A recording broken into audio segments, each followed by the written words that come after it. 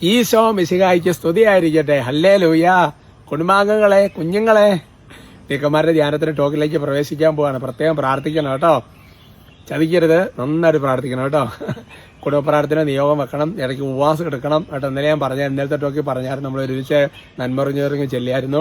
കുർബാന കാണും, കുർബാനയെ സംബന്ധിക്കുമ്പോൾ നിയോഗം വെക്കണം. ടീക്കന്മാരുടെ ധ്യാനം വലിയൊരു അനുഗ്രഹമായി മാറാൻ വേണ്ടി പ്രാർത്ഥിക്കണം കേട്ടോ. Praise the Lord. പിന്നെ പ്രത്യേകിച്ച് ഒരു നന്മറിഞ്ഞും ചൊല്ലി മീഡിയയിലൂടെയുള്ള ഈ ശുശ്രൂഷ ഒരു അനുഗ്രഹമായി മാറാൻ വേണ്ടി പ്രാർത്ഥിക്കണം.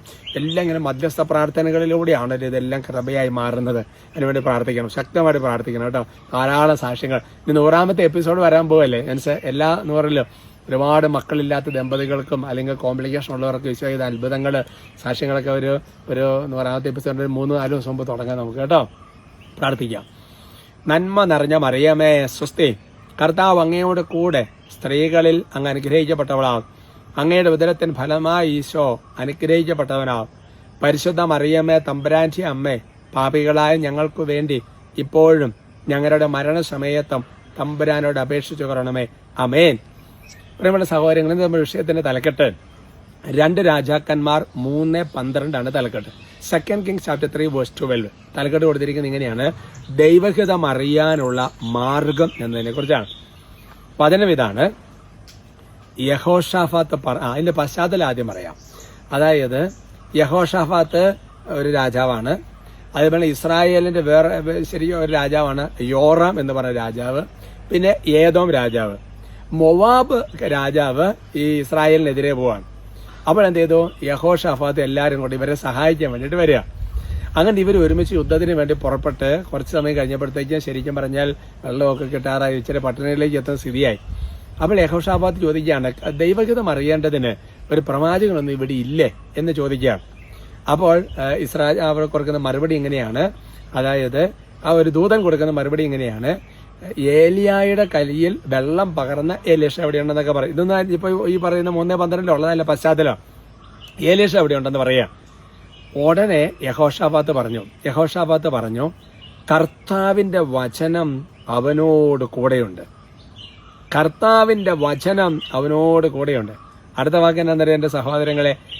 ഇസ്രായേൽ രാജാവും യഹോഷാഫാത്തും ഏതോ രാജാവും അവന്റെ അടുത്തേക്ക് പോയി എന്നുള്ളത് മനോഹരമാണ് ഈ വചനം. അപ്പൊ അതുകൊണ്ട് ചോദ്യം എന്നതാ, നമുക്ക് യുദ്ധത്തിന് പോയാൽ വിജയിക്കുമോ വേണ്ടായോ എന്നുള്ളൊരു ദൈവഹിതം അറിയണം.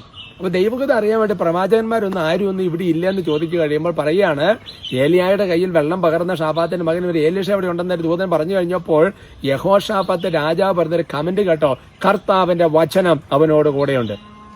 ഉടനെ ഇവര് 3 പേരും കൂടെ ഈ ഏലീഷയുടെ അടുത്തേക്ക് പോവാണ്. എന്റെ പ്രിയപ്പെട്ട സഹോദരൻ, അതിന്റെ അർത്ഥം എന്നാ? കർത്താവിന്റെ വചനം കൂടെയുള്ളവന് ദൈവഹിതം മനസ്സിലാവും. കർത്താവിന്റെ വചനം കൂടെയുള്ളവന് ദൈവഹിതം മനസ്സിലാവും. അപ്പൊ അതുകൊണ്ട് എന്റെ സഹോദരങ്ങൾ, നമ്മുടെ ജീവിതത്തെ ദൈവഹിതം അറിയാനുള്ള ഏറ്റവും എളുപ്പ മാർഗം എന്ന് പറയുന്നത് ഈ വചനമുള്ളവന്റെ കൂടെ പോയങ്ങ് ചോദിക്കുക എന്നുള്ളതല്ല. അത് എളുപ്പമാണ് അല്ലേ? ഇപ്പൊ ഉദാഹരണം പറഞ്ഞാൽ എന്നെ കാണുമ്പോൾ നിങ്ങൾ ചോദിക്കും, അച്ഛാ ഇതിനകത്ത് ദൈവഹിതം അച്ഛൻ പറ. ചോദിക്കണം, ചോദിക്കേണ്ട എന്നുള്ളതല്ല. കാരണം പുരോഹിതനോട് ഇങ്ങനത്തെ കാര്യങ്ങളൊക്കെ ചോദിക്കാൻ വേണ്ടി ബൈബിൾ പറഞ്ഞിട്ടുണ്ട്. ചോദിച്ചോ, എനിക്ക് വല്ലതും ഉണ്ടെങ്കിൽ ഞാൻ പറയാം, ഇല്ലാന്ന് ഞാൻ പറയാം. പക്ഷേ അതിനേക്കാളും നല്ലൊരു മാർഗം എന്നറിയോ? നമ്മളിങ്ങനെ വചനം നിറയ്ക്കണം. വചനം വായിച്ച് വായിച്ച് വായിച്ച് വായിച്ച് മരിക്കണം. ചില ഉറുമ്പുകൾ കണ്ടില്ലേ, കടിച്ച് മരിക്കുക എന്നൊക്കെ പറഞ്ഞ പോലെ, ചില നീറോ അങ്ങനെ അല്ലേ എന്ന് പറയുന്നത് പോലെ വചനം വായിച്ച് വായിച്ച് വായിച്ച് വചനം കൊണ്ട് ഇങ്ങോട്ട് നിറഞ്ഞാൽ ദൈവഗതം പെട്ടെന്ന് മനസ്സിലാകാൻ വേണ്ടി തുടങ്ങും. കാരണം വചനം ഈശോയാണ്. വചനമുള്ളവൻ ഈശോയുണ്ട് അല്ലേ? വിശുദ്ധ കുർബാന ഉള്ളവന് വിശുദ്ധ കുർബാന സ്വീകരിക്കുന്നതിൽ ഈശോയുണ്ട് എന്ന് പറഞ്ഞതുപോലെ തന്നെ. അപ്പം അതുകൊണ്ട് എൻ്റെ പ്രിയപ്പെട്ട സഹോദരങ്ങളെ, അപ്പം അതുകൊണ്ട് നമ്മളെ സംബന്ധിച്ചിടത്തോളം ദൈവഗതം അറിയാനുള്ള എളുപ്പമാണ്. ഈ പറഞ്ഞ സെന്റൻസിനുടെ ആ ഒരു കണക്ഷൻ നോക്കിയേ. കർത്താവിന്റെ പ്രവാചകൻ ആരുമില്ലേ? പിന്നെ ഉണ്ടെന്ന് പറഞ്ഞു. കർത്താവിന്റെ വചനം അവിടെ കൂടെ ഉണ്ട്, വിട്ടുപോക്കോളാൻ പറയാം അല്ലേ? Praise the Lord. അപ്പം അതുകൊണ്ട് നമുക്ക് വചനം എത്രമാത്രം നമ്മളെ വന്ന് നിറയുന്നോ അത്രയും നമ്മൾ പ്രവർത്തിക്കുന്ന ദൈവഹിതവും. കാരണം വചനത്തിന് വിരുദ്ധമായ കാര്യങ്ങൾ വചനം ഉള്ളവന് പ്രവർത്തിക്കാൻ പറ്റില്ല. കാരണം വചനം കയറി ബ്ലോക്ക് ചെയ്യും. കാരണം വചനം ലംഘനമാണ്. അപ്പം അവനൊരു കാര്യം ചോദിച്ചു വരുമ്പോൾ നമുക്ക് മറുപടി പറയാൻ പറ്റും. കാരണം അവന് വചനം അറിയാം. ശരിയല്ലേ? Praise the Lord. അതുകൊണ്ട് ഇതൊന്നും പോരാ കേട്ടോ. ഈ വചനവായന, ഈ പഠനം ഇനിയും പോകണം. ഇനിയും മുമ്പോട്ട് ഒരുപാട് പോകണം. കർത്താവ് അനുഗ്രഹിക്കട്ടെ. നമുക്ക് സ്തുതിക്കാം. ഹല്ലേലൂയ, ഹല്ലേലൂയ, ഉച്ചത്തിൽ സ്തുതിക്കാം. ഈശോയെ ആരാധന, ആരാധന, ആരാധന, ആരാധന. കർത്താവ് ഞങ്ങളങ്ങ് സ്തുതിക്കുന്നു, ആരാധിക്കുന്നു, നന്ദി പറയുന്നു, മഹത്വപ്പെടുത്തുന്നു. കർത്താവ് അത്ഭുതകരമായ അവിടുത്തെ സാന്നിധ്യം ഞങ്ങൾക്ക് നൽകണമേ, വചനം ഞങ്ങൾക്ക് നൽകണമേ. വെളുപ്പിന് എഴുന്നേരം വചനം വായിക്കാൻ ഒരു പ്രത്യേക കൃപ ഓരോരുത്തരും വന്ന് നിറയട്ടെ. വചനം വായിക്കാനും പഠിക്കാനും ഒക്കെയുള്ള തടസ്സങ്ങൾ ഈശോയുടെ നാമത്തിൽ ബന്ധിക്കുന്നു, വിട്ടുമാറും. എല്ലാ തടസ്സങ്ങളും ദുഷ്ടാരും ഈശോയുടെ നാമത്തിൽ നിത്യാത്മയിൽ ബന്ധിക്കുന്നു. ഓ കർത്താവായ ദൈവമേ, മീഡിയയിലൂടെ കർത്താവ് വചനം കേൾക്കുന്ന ഓരോരുത്തർക്കും കർത്താവ് വചനമാണല്ലോ കേൾക്കുന്ന ദൈവഗതം വെളിപ്പെട്ട് കിട്ടട്ടെ എന്ന് പ്രാർത്ഥിക്കുക. കർത്താവായ ദൈവമേ, ദീക്കന്മാരുടെ ധ്യാനത്തിന് വേണ്ടി പ്രാർത്ഥിക്കാൻ ഇവർക്കൊരു പ്രത്യേക ഒരു ജ്ഞാനവും കൃപയും കൊടുക്കണമേ. അങ്ങനെ പ്രാർത്ഥിക്കുന്നവരെല്ലാം ഈശോയുടെ നാമത്തിൽ ആശീർവദിക്കുന്നു കർത്താവ്.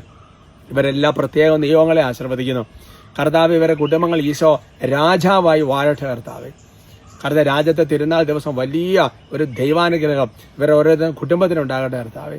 ഈശോ രാജാവായി രണ്ടാമത്തെ ആഗമനത്തിൽ എഴുന്നള്ളുമ്പോൾ എതിരേൽക്കാൻ ഒരു കൃപ ഞങ്ങൾക്കുണ്ടാകട്ടെ എന്ന് ആശീർവദിക്കുക. നിങ്ങളുടെ കുടുംബങ്ങളെ, നിങ്ങൾക്കുള്ളവരെയും നിങ്ങൾക്കുള്ളതിനെയും നിങ്ങളുടെ എല്ലാ നിയോഗങ്ങളെ ആശീർവദിക്കുന്നു. നല്ലത് നിങ്ങൾക്ക് സംഭവിക്കട്ടെ. ദുഷ്ടാരൂപികൾ വിട്ടുമാറട്ടെ കർത്താവ്. വിശുദ്ധ കുരിശനെ ആശീർവദിക്കുന്നു. നമ്മുടെ കർത്താവ് ഈശോ മിശിഹായുടെ കൃപയും പിതാവായ ദൈവത്തിന്റെ സ്നേഹവും പരിശുദ്ധാത്മാവിന്റെ സഹവാസവും നിങ്ങളെല്ലാവരോടും കൂടി ഉണ്ടായി ഇപ്പോഴും എപ്പോഴും എന്നേക്കും. ആമേൻ.